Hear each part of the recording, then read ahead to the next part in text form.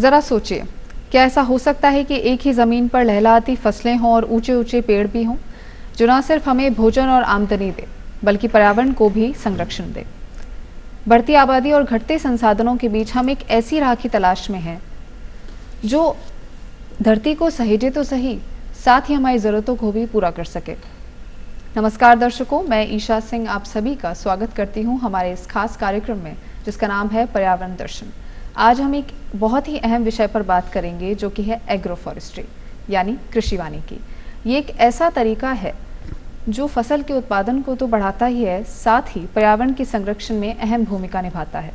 इस पर विस्तार से चर्चा करने के लिए हमारे साथ मौजूद हैं राजस्थान वानिकी एवं जैव विविधता विकास परियोजना के उप परियोजना निदेशक श्री रमेश कुमार मालपानी जी, जो हमें बताएंगे कि एग्रो फॉरेस्ट्री के माध्यम से हम किस तरह हरित भविष्य की ओर आगे बढ़ सकते हैं। तो आइए इस चर्चा की शुरुआत करते हैं। नमस्कार सर, आपका इस कार्यक्रम में बहुत बहुत स्वागत है जी। सर, सबसे पहले तो आप हमारे दर्शकों को बताएं कि एग्रो फॉरेस्ट्री का मूल विचार क्या है और ये पारंपरिक कृषि से किस तरह अलग है। एग्रो फॉरेस्ट्री का मूल विचार ये है कि जो हमारे पास लैंड है जिस पे अपन फसल लेते हैं, उसी फसल के साथ साथ अपन वानिकी के कार्य, वानिकी के पेड़ यानी जो कि लॉन्ग टर्म में अपने को फ़ायदा देवे, वो उसी ज़मीन पे हो। यानी एक ही ज़मीन पे हमें कृषि और वानिकी के उत्पाद दोनों ही मिले, वो एक तरह से कृषि वानिकी हो गया। जी जी सर, कृषि और वानिकी को हम अगर एक साथ जोड़ दें तो किसानों को किस तरह लाभ मिल सकते हैं। जी, देखिए, ज़्यादातर हमारी जो राजस्थान के अंदर भूमि है वो सिंचित भूमि नहीं है। यहाँ पर सिर्फ बारिश के दिनों में हम फसल लेते हैं, यानी एक ही फसल लेते हैं। लेकिन अगर वानिकी के साथ साथ जोड़ दिया तो वानिकी के उत्पाद हमें वर्ष भर मिलते रहते हैं। कई बार ऐसा होता है कि हमें 2-3 साल बाद भी वही उत्पाद जो कि अभी अपन ने बोया है उसके उत्पाद मिलते रहते हैं। तो इस प्रकार से जो किसान को जो उत्पादन का फ़ायदा है वो अपना कृषि का भी मिलेगा और साथ के साथ वानिकी के जो उत्पाद है उनका भी फ़ायदा मिलेगा। सर, इसके विभिन्न प्रकारों के बारे में अगर बताएं तो। जी, विभिन्न प्रकार में तो ऐसा है कि जैसे अपन कृषि के साथ साथ कृषि की कौन सी फसल ले रहे हैं और वानिकी की कौन सी स्पीसीज़ लगा रहे हैं, मुख्य रूप से इसी पे है। जैसे गंगानगर हनुमानगढ़ के अंदर जो पॉपुलर के साथ साथ अपन खेती करते हैं, यानी पॉपुलर के पेड़ लगाए, बीच में खेती करी।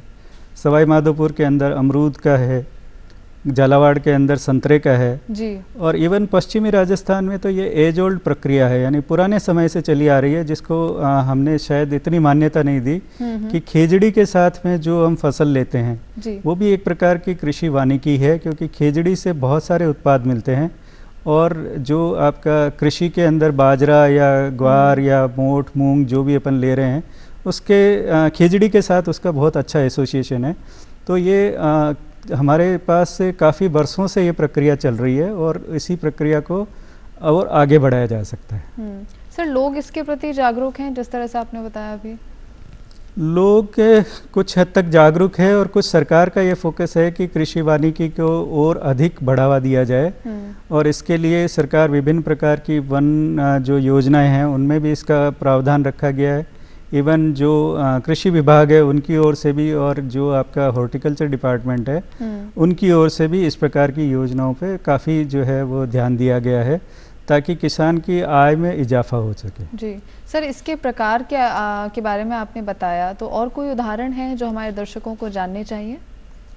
जी, ये जो कृषि वानिकी की प्रक्रिया है उसमें थोड़ा सा अपन दोनों प्रकार से कर सकते हैं। एक तो इंटरक्रॉपिंग कहते हैं, जिसके अंदर अपन जो खेत के बीच बीच में पेड़ लगा करके और उसके 2 लाइनों के बीच में खेती करें। दूसरा, अगर एक तरीका ये भी हो सकता है कि जो खेत की सीमा है उस सीमा के ऊपर पेड़ लगाया जाए और सीमा के बीच में जो खेत है, यानी कि जो खाली ज़मीन है, उस पर कृषि की जाए। तो अगर बड़ी लैंड होल्डिंग है, यानी कि ज़मीन ज़्यादा है, यानी 10 बीघा, 20 बीघा, 50 बीघा, तो आप लाइनों के अंदर पेड़ लगा सकते हैं और बीच में कृषि कर सकते हैं। लेकिन ज़्यादातर जो किसान, खास तौर से जो दक्षिणी राजस्थान या पूर्वी राजस्थान है, उसके अंदर किसानों के पास लैंड होल्डिंग कम है, यानी कि 1 बीघा 2 बीघा इस तरह की ज़मीन है। तो उनके लिए उचित ये रहता है कि वो सीमा के ऊपर पेड़ लगाएं और सीमा पे पेड़ लगा करके बीच में जो भी खाली ज़मीन बचती है उसके ऊपर कृषि करें। तो मुख्य रूप से लैंड होल्डिंग पे निर्भर करेगा कि आपके पास कितनी ज़मीन है, तो आप किस प्रकार से काम करें। यानी जो हमारे राजस्थान में ज़्यादातर छोटे किसान हैं तो जी। उनको सीमा पर लगानी चाहिए पेड़। जी नहीं, ऐसा भी नहीं है कि राजस्थान पूरे के अंदर छोटे किसान हैं। खास तौर से जो पश्चिमी राजस्थान है वहाँ पर किसानों के पास बड़ी बड़ी ज़मीनें हैं। अच्छा। वो लाइनों में पेड़ लगा करके बीच में खेती कर सकते हैं। जी। जो पूर्वी दक्षिणी राजस्थान है उसमें मोस्टली जो है किसानों के पास, अधिकतर किसानों के पास जो है छोटी लैंड होल्डिंग है, यानी 1 बीघा 2 बीघा 5 बीघा। तो उनके लिए उचित ये रहेगा कि वो बीच में ना लगाएं पेड़ और सिर्फ सीमा के ऊपर पेड़ लगाएं।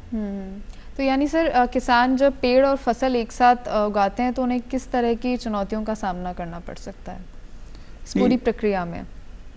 चुनौतियों का एज सच कोई ज़्यादा नहीं रहती है, लेकिन अगर छोटी ज़मीन है तो पेड़ ने यदि आच्छादित कर दिया तो फसल, थोड़ी सी मात्रा जो फसल अपन एग्रीकल्चर लेंगे यानी कृषि फसल लेंगे उसके उत्पादन में थोड़ा सा फ़र्क पड़ सकता है।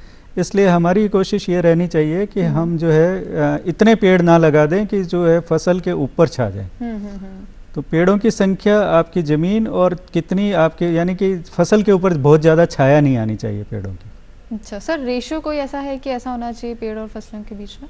नहीं, ये रेशियो वैसे तो आप इस पर निर्भर करेगा कि आप कृषि क्या लगा रहे हैं, यानी कि एग्रीकल्चर क्रॉप क्या लगा रहे हैं। लेकिन जो अगर मान लीजिए 10 मीटर के आसपास अगर अपन डिस्टेंस रखें पेड़ों के, एक पेड़ की लाइन से दूसरे पेड़ की लाइन के मध्य, तो फिर कोई दिक्कत नहीं आएगी। और या फिर एक तरीका ये भी हो सकता है कि अपन ट्रैक्टर की उससे ले लें कि भाई 2 बार ट्रैक्टर, एक बार जाए और एक बार घूम के आ जाए। इतनी जगह होनी चाहिए 2 लाइनों के बीच में कि ट्रैक्टर अपना एक दिशा से गया वहाँ तक, एक साइड से दूसरी साइड तक गया और वहाँ से घूम करके वापस दूसरी जगह पर आ जाए। इतनी जगह होनी चाहिए ताकि उससे आराम से खेती भी कर सके और पेड़ को भी कोई ट्रैक्टर चलने से नुकसान ना हो। अच्छा सर, कोई खास प्रकार की फसल है जो जिनके साथ ये पेड़ लगाने चाहिए या इन पेड़ों के साथ इस तरह की फसलें सही रहेंगी?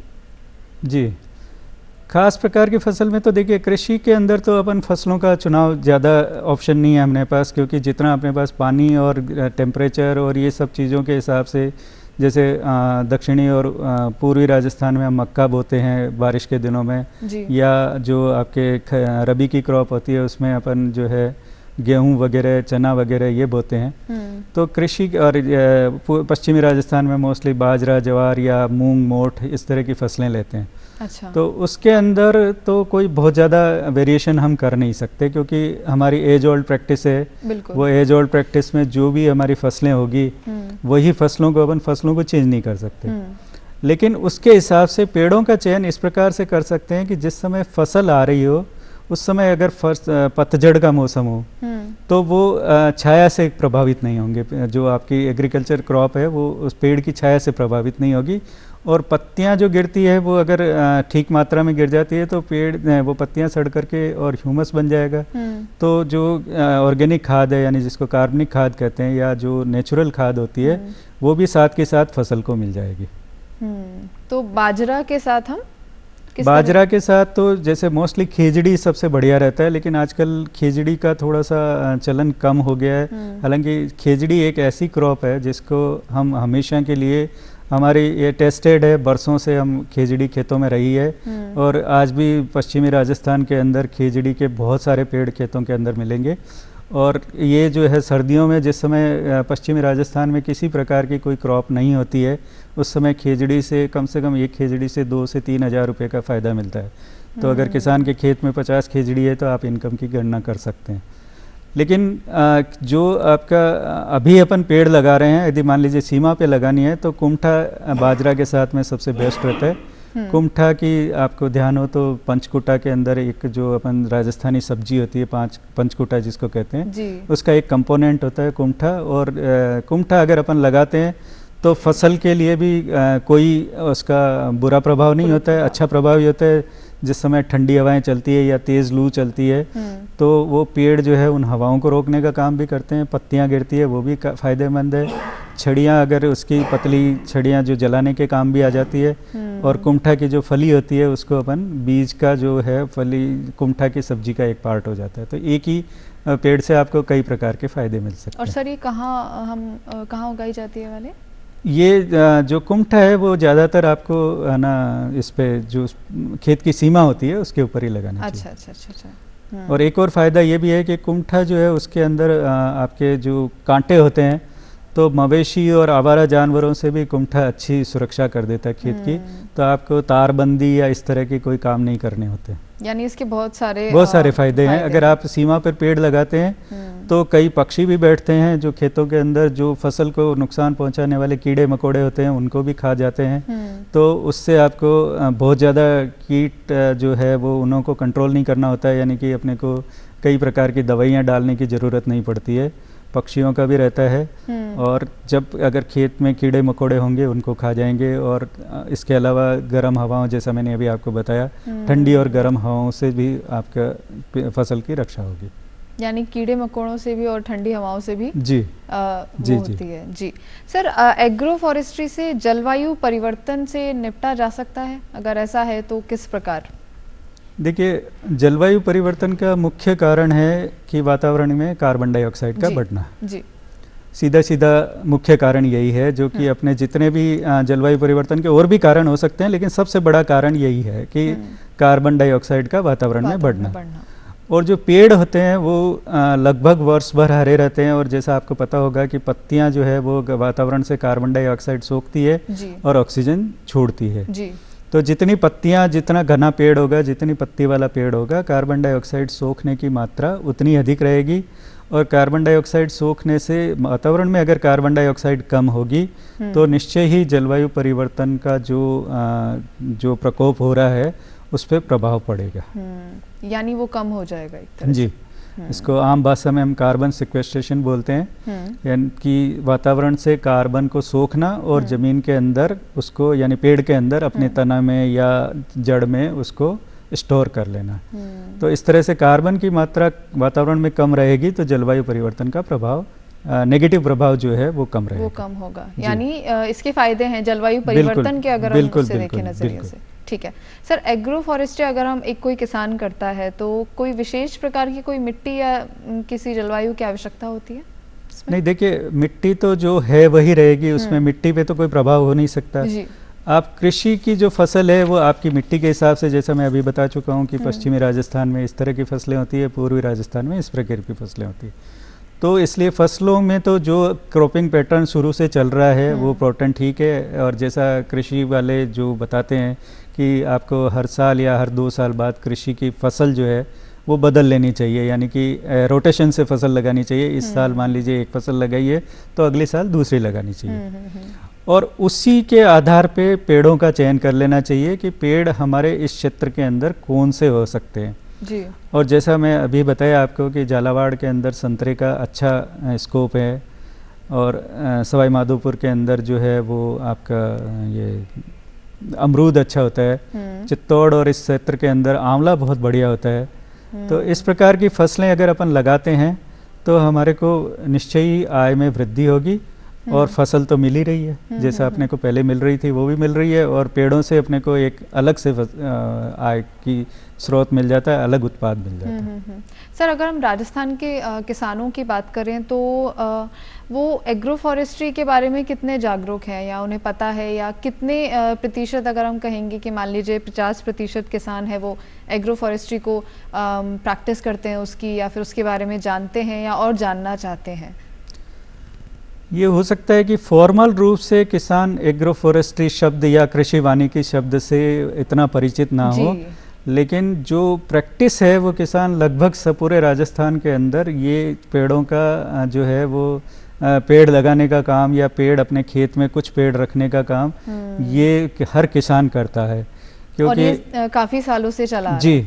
और ख़ास तौर से पश्चिमी राजस्थान में खिचड़ी तो आपको पता होगा कम से कम 300-400 सालों से जो है ना खिचड़ी का जो है वो बड़ा अच्छा वो है। और जैसा विष्णोई समाज के लिए तो खिचड़ी पूजनीय भी थी, पूजनीय है भी, और खिचड़ी से बहुत बड़ी अच्छी उत्पाद मिल जाते हैं। ठीक है सर, आपने राजस्थान सरकार की कुछ योजनाओं के बारे में पहले जिक्र किया, तो कोई और ऐसी योजनाएं हैं जो एग्रो फॉरेस्ट्री यानी कृषि वानिकी को बढ़ावा देती हैं? देखिए, एग्रीकल्चर यानी कृषि विभाग, वन विभाग और हॉर्टिकल्चर डिपार्टमेंट, उद्यान विभाग जी, ये 3 विभाग ऐसे हैं जो पेड़ से और कृषि से दोनों से जो है वो वास्ता रखते हैं।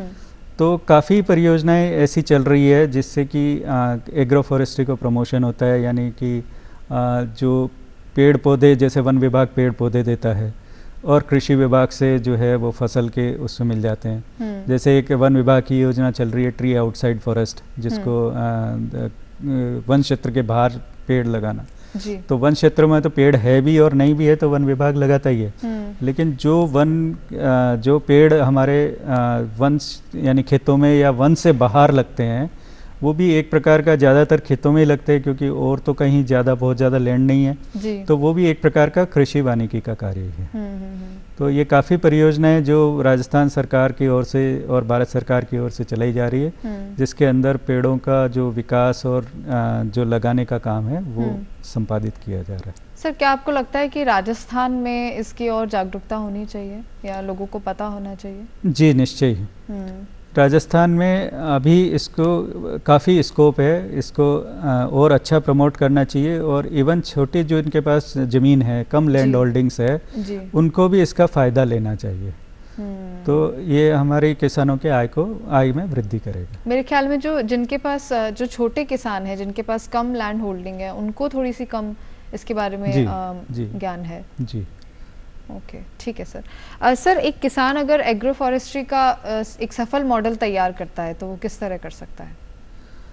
एग्रो फॉरेस्ट्री का सफल मॉडल जो है वो एक तरह से, एक तो कि सबसे अच्छी जो आपकी फॉरेस्ट्री क्रॉप है यानी पेड़ जो लगाने हैं, उसमें सबसे पहले ये देख लेना चाहिए कि जो हमारी ज़मीन है उसमें वो पर्टिकुलर पेड़ काम आएगा या नहीं आएगा।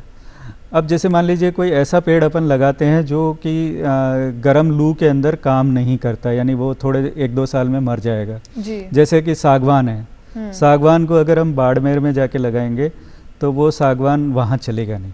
अगर इस तरह के पेड़ हम लगाते हैं तो फिर हमारी जो मॉडल है वो फेल होने की संभावना रहती है।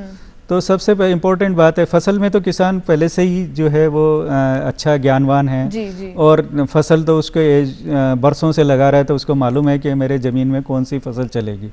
लेकिन पेड़ लगाने से पहले कि मेरी फसल यानी कि मेरा पेड़ जो है वो उस जगह चलेगा या नहीं चलेगा, इस चीज़ को पहले इंश्योर कर लें, क्योंकि पेड़ का जो फ़ायदा मिलता है उसमें 3-4 साल लग जाते हैं और कई पेड़ ऐसे होते हैं, जैसे सागवान का मैंने उदाहरण दिया, तो सागवान का पूरा काटने लायक आने की स्थिति में लगभग 20 साल लग जाते हैं। तो अगर अपन ने गलत पेड़ का चयन कर लिया तो वो जो हमारी मेहनत, जो हमारा पैसा लगाया हुआ है वो सब जो है व्यर्थ चला जाएगा और हमारा जो 4 साल 3 साल का इंतज़ार किया है वो भी बेकार चला जाएगा और उससे हमारी फसलों को भी नुकसान होगा। पेड़ से फसलों को तो ऐसा कोई बहुत ज़्यादा नुकसान नहीं होता है, लेकिन अगर गलत फसल का चयन करते हैं तो थोड़ा सा प्रभाव रहता है। सर, कृषि वानिकी में कौन कौन से पेड़ और फसलें हैं जो इसके लिए उपयुक्त मानी जाती हैं? कृषि वानिकी के अंदर जिन पेड़ों से हमें फ्रूट्स मिलते हैं, जैसे अनार है, आंवला है, संतरा है और जो आपका अमरूद है, इस तरह के जो पेड़ हैं जिससे अपने को हर साल फसल मिलती है, वो मैं उपयुक्त समझता हूँ और वो किसान लगा भी रहे हैं। या फिर ऐसी जो फसलें होती है जैसे खिजड़ी है या कुमठा है, जिनसे अपन पूरा फ्रूट्स ना लेकर के दूसरे उत्पाद जैसे कि लूंग पातड़ी या जो आपका सांगरी है या कुमठा के बीज हैं, ये इस तरह के जो फसलें अपन जो उत्पाद ले सकें वो उपयुक्त रहेगा। ठीक है सर। सर, इसकी मदद से किसान अपनी आय के स्रोतों को किस तरह बढ़ा सकते हैं? ये तो नेचुरल है कि जब हमको कृषि से उत्पाद मिल ही रहा है और अगर हमारे को पेड़ों से भी उत्पाद मिलेगा तो निश्चय ही किसान की आय में वृद्धि होगी। जैसे मैं अब ये बताया आपको कि खिजड़ी है तो हर खिजड़ी 1 साल में या 2, कई लोग 1 साल में काटते हैं, छांगते हैं और कई लोग 2 साल में छांगते हैं। अगर 2 साल भी आप माने तो एक खिजड़ी से लूंग, छड़ी और ये सांगरी मिला करके एक खिजड़ी से 2 से 4 हज़ार रुपये सालाना इनकम हो जाती है। और ये भी उस समय होती है जिस समय और कोई फसल नहीं होती है, यानी सर्दियों की शुरुआत में जब पश्चिमी राजस्थान में अधिकांश खेत खाली होते हैं उस समय खिजड़ी की छंगाई होती है या सर्दियों के लास्ट में छंगाई होती है, तो उस समय ऐसा उत्पाद मिल जाता है जो कि किसान की आय अपने आप वृद्धि करता है। इसी तरह से कुमठा की बात जो मैंने की थी, कुमठा का भी बीज मार्च अप्रैल में आता है तो उस समय काफ़ी अच्छी मात्रा में बीज आता है, तो वो बीज से अच्छा आय मिल जाती है। और आज कभी मार्केट में कुमठा की रेट काफ़ी है या सांगरी की बात करें तो वो भी कम से कम 2000 रुपये किलो की सांगरी बिकती है सूखी हुई। इस तरह इवन हरी सांगरी भी 100 से 150 रुपये किलो जिस समय मई के अंदर जब ये आती है तो उस समय काफ़ी सांगरी आती है और सांगरी से अपने को अच्छा फ़ायदा मिलता है। इसी तरह से अगर मान लीजिए आप दक्षिणी और पूर्वी राजस्थान की बात करें तो ये जो हॉर्टिकल्चर क्रॉप है, फ्रूट्स प्लांट्स की क्रॉप है, तो संतरा या अमरूद या आंवला इस तरह की फसलों से अच्छा उत्पाद मिलता है। ऐसे ही जालोर बाड़मेर की बात करें तो अनार का अच्छा उत्पादन होता है, वहाँ पर खेतों में आप अनार भी लगा सकते हैं। तो क्षेत्रवार ऐसे अलग अलग स्पीसीज से अलग अलग फ़ायदा लिया जा सकता है। यानी जब कृषि वानिकी को हम प्रैक्टिस में ला रहे हैं तो हम अपनी आसपास की जितनी भी ज़मीन है, मिट्टी है, उसका एक बार देख लें जी कि ये हमें ये पक्का इंश्योर कर लेना चाहिए कि जब हम जो भी पेड़ लगा रहे हैं वो अगले कुछ सालों तक न केवल चलेगा, हमें उत्पाद भी देगा।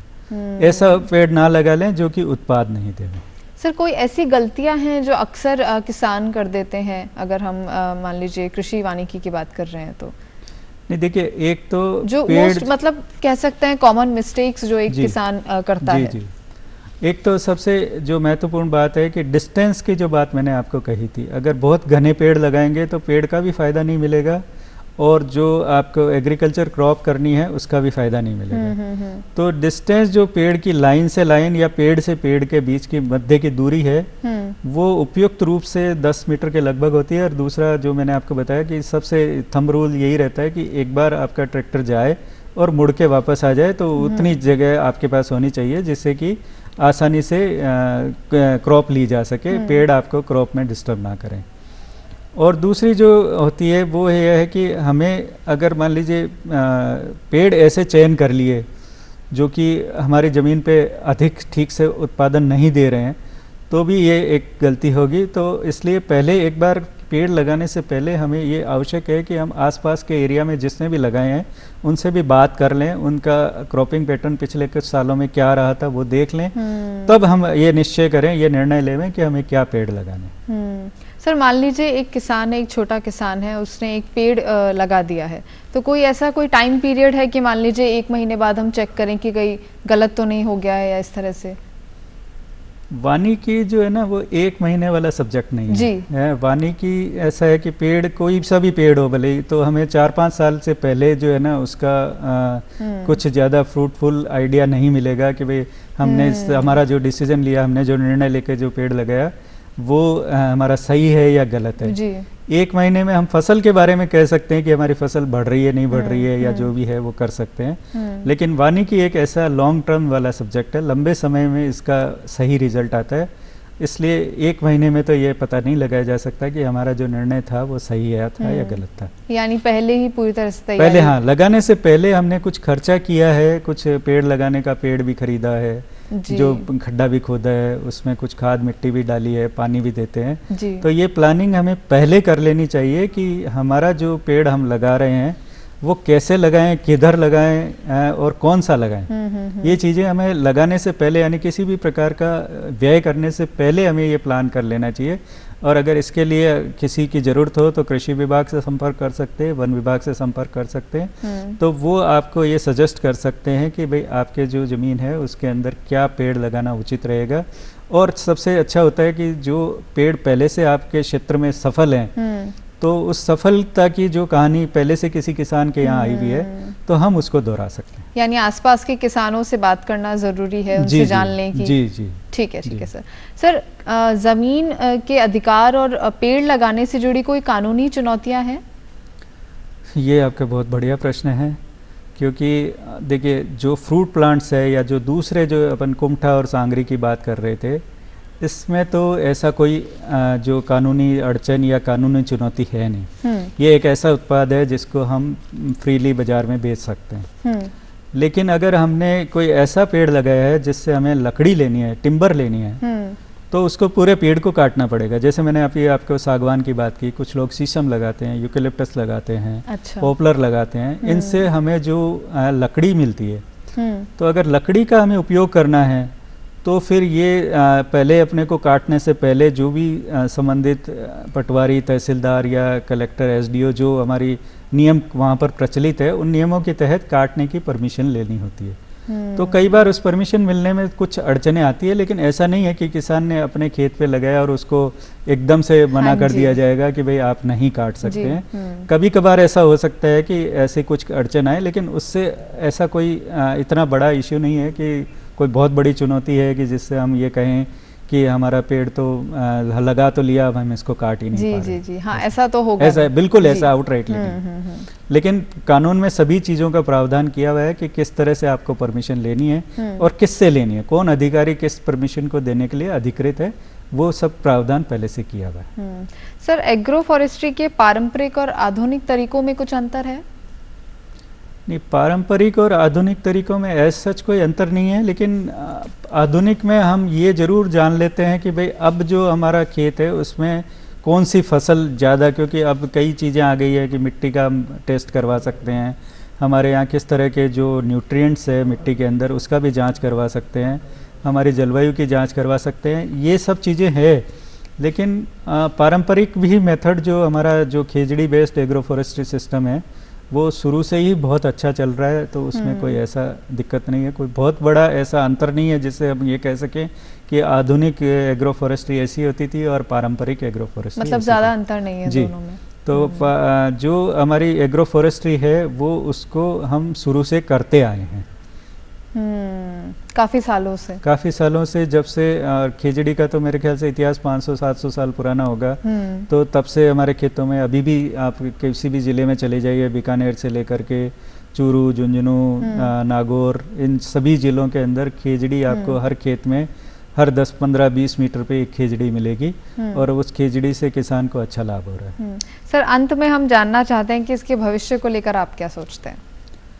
देखिए, अगर किसान, चूँकि फसल थोड़ी सी जो एग्रीकल्चर क्रॉप होती है उसमें थोड़ी सी अनसर्टेनिटी रहती है, थोड़ी सी अनसर्टेनिटी में इसलिए बोल रहा हूँ कि बारिश पे हम ज़्यादा फसल लेते हैं, तो बारिश का पैटर्न हमारे यहाँ बहुत ज़्यादा ऐसा फिक्स नहीं है कि कई बार तो ऐसा होता है कि जुलाई में बारिश शुरू हो जाती है तो कई बार अगस्त में शुरू होती है और कई बार जाते वक्त जो सितंबर में चली जाती है तो कई बार अक्टूबर नवंबर तक भी बारिश चलती रहती है। तो बारिश के पैटर्न से किसान की फसल, जो एग्रीकल्चर फसल होती है, कृषि फसल होती है, उस पर थोड़ा सा प्रभाव पड़ता है। लेकिन वानिकी की ऐसी फसल है जिसके ऊपर जलवायु के जो ये छोटे मोटे परिवर्तन आते हैं, जैसे कि बारिश कम होना या अधिक होना, इस पे कोई बहुत ज़्यादा फर्क नहीं पड़ता है।